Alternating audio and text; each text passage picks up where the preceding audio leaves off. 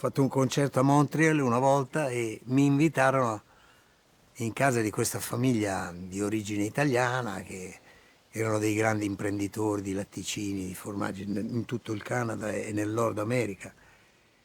Quindi io ci andai così e la mamma di Joy, che è Mirella, era la mia fan e gli piacevano le mie canzoni, era venuta al concerto e quindi ma Joy, io penso di averlo intravisto che aveva 4 o 5 anni.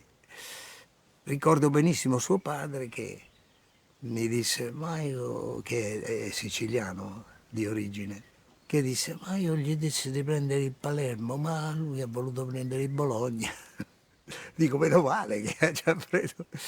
Quasi tutte le partite in casa le ho viste insieme a Cesare Cremonini, che è un grande appassionato del Bologna, anche lui.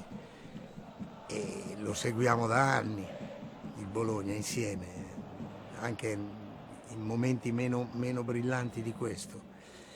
E una sera stavamo perdendo una partita in casa, all'ultimo momento segnò Fabian, nell'entusiasmo mi abbraccia, mi alza, poi sento un trick, incredibile.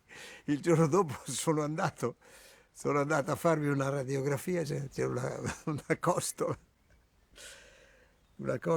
come si dice, una piccola frattura, fortunatamente composta, però per qualche notte ho dormito male.